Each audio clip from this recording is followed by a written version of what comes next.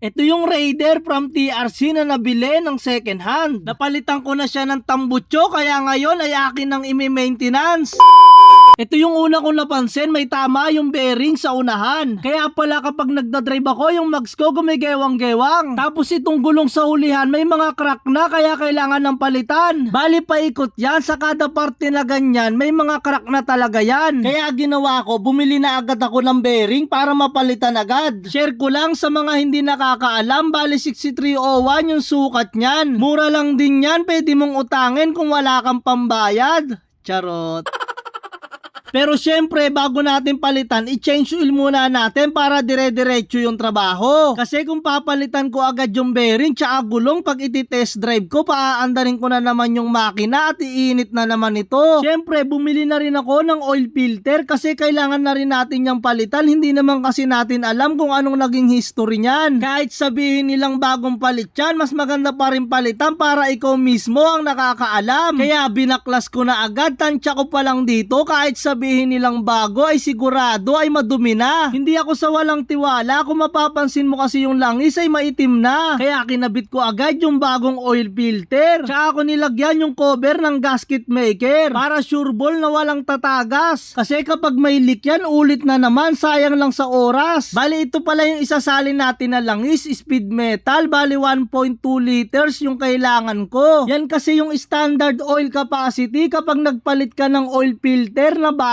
Pero kung hindi ka naman magpapalit ng oil filter, 1 liter lang yung isasalin mo. Kailangan na rin natin magpalit ng spark plug, hindi kasi natin alam kung anong nakalagay dito. Bali kapag naluwagan mo na yung spark plug at di mo mahugot, ganito lang yung diskarte ko, ituturo ko sa inyo. Itong sakit ng spark plug, ibalik mo pag naramdaman mo ng tumusok yung spark plug sa sakit, tsaka mo itaas at yung spark plug mahuhugot mo na to. Bali ito yung spark plug, hindi ko alam kung yan yung original niyan. Hindi ako eksperto kaya magtatanong tayo kung ano bang standard niyan. Ito yung sinend sa akin na link ng NGK spark plug. Click nyo lang yung parts finder. Tapos may makikita kayong type, maker, model at year. Syempre ilalagay natin sa type motorcycle spark plug at sa maker Suzuki, sa model Raider 150 carb. At click nyo na yung search, lalabas na yan. So ito yung kukunin natin, standard nickel. Kapag bumili ka ng brand new na motor, yan yung mismong nakalagay dyan. So sa mga gusto malaman kung anong standard nickel ng motor nyo, ilalagay ko na lang sa comment section yung link nito. Ito na pala yung nabili natin na spark plug, NGK. Andyan na rin yung mismong code, CR8E. Alam kong tatanungin nyo na rin ako kung paano malalaman kung original at hindi local. Simple lang naman, yung washer nyan dapat hindi natatanggal. Pinagkumpara ko yung lumang nakakabit tsaka itong bago. Napansin nyo ba yung pagkakaiba? Malamang hindi kasi alam ko napapansin nyo halos magkapareha. Pero ito talaga yung pagkakaiba niyan, yung dulo hindi pareho ng haba. Kaya maging wais para yung makina mo hindi ibaba. Alright?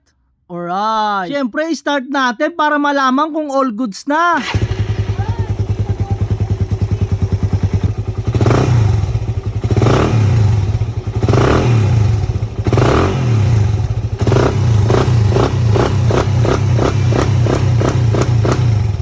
All goods na yung makina kaya baklasin na natin yung mags para yung gulong at bearing ay mapalitan na. Ayan yung bearing na papalitan natin. Grabe, may alog na talaga. Fast forward na tayo. Ito na yung gulong, dala-dala ko na. Punta na tayo ng vulcanizing para mapalitan. Nang makarating ako sa vulcanizing, ayaw nila ilagay sa machine. Gusto nila sikwatin na lang. Hindi ako pumayag, baka kasi magasgasan. Patay. Kaya ginawa ko, umuwi na lang ako sa bahay para ako na lang magkakabit. Para kung magasgasan man, ako ang may sala, hindi gaanong masakit. Pero maglalagay pa rin ako ng hose sa labi para hindi magasgasan. Wala akong choice, sobrang traffic kasi sa labas, kaya ito ang naisip ko na paraan. Medyo may kaalaman naman ako ng konti kahit papano. Kasi dati road rescuer yung content ko. Kaya sinikwat ko ng sinikwat hanggang sa magasgasan. Pero syempre, joke lang, kailangan ko pa rin niyang ingatan. Hanggang sa hindi ko inaasahan, bigla ko na lang natanggal. Ito pala yung kakabit natin na gulong 80x80x17 para sa front tire. Tapos sa rear tire 100x70x17. Alam nyo na kung anong tatak niyan?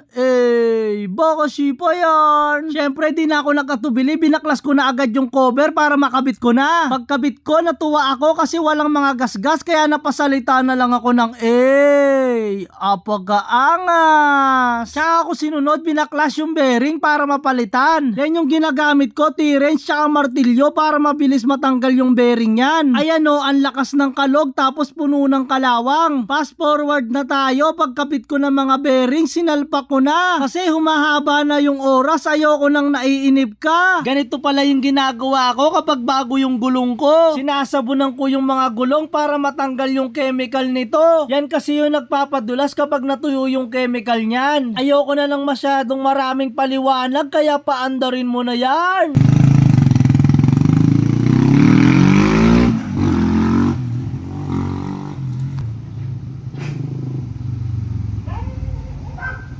Salamat sa panonood.